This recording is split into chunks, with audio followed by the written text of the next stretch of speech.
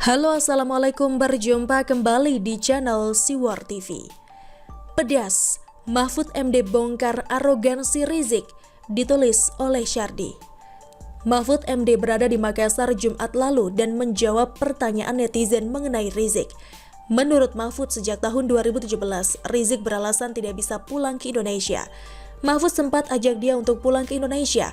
Waktu saya jadi Menko Polhukam, saya bilang pulang. Ayo, saya urus, katanya.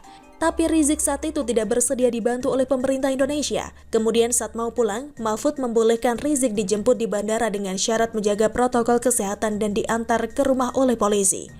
Mahfud juga mengaku mengajak Rizik untuk berembuk dan bersama-sama membangun negara. Tapi lagi-lagi Rizik tetap tidak mau berembuk. Mahfud mengatakan pelanggaran yang dilakukan oleh Rizik bukan saat penjemputan dari bandara, tetapi sesudah diantar hingga ke rumah. Pelanggarannya itu malamnya itu, lalu memaki-maki itu, katanya. Yah, ngapain juga ajak Rizik berembuk? Permintaannya pasti bakal aneh dan gak kira-kira. Orang kayak dia lebih baik dicuekin aja. Harusnya dianggap seperti angin sepoi-sepoi, biarkan berlalu. Habib Rizik dijelaskan dengan sengaja mengumpulkan banyak orang sehingga menyebabkan kerumunan massa di berbagai tempat.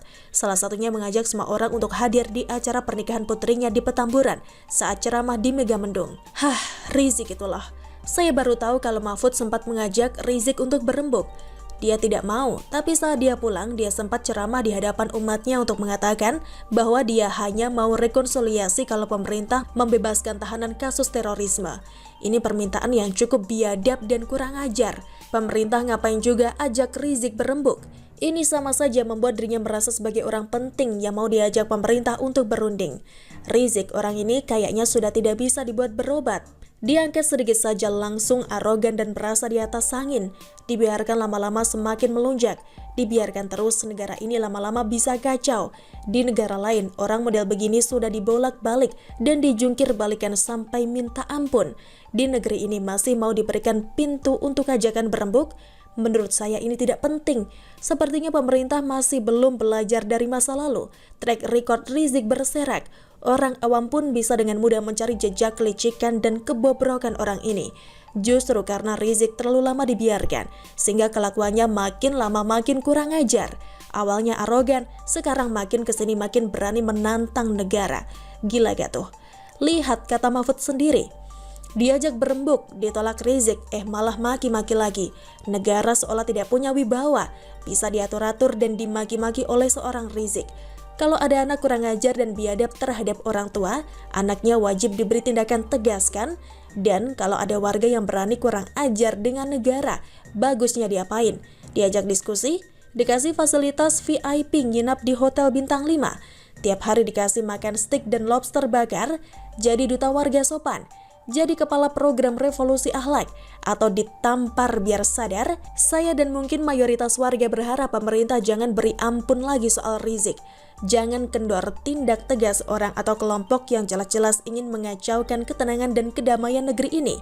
Rizik sudah dewasa, bahkan bisa dibilang sudah tua.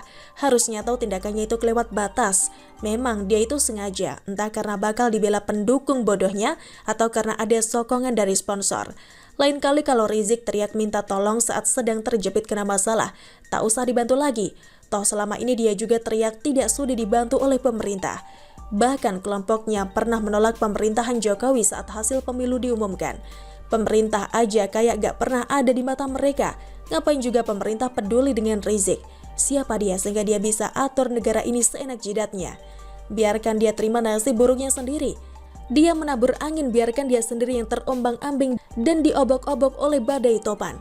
Yang menderita adalah dia sendiri. Dia sengsara juga karena ulah sendiri yang merasa sok hebat.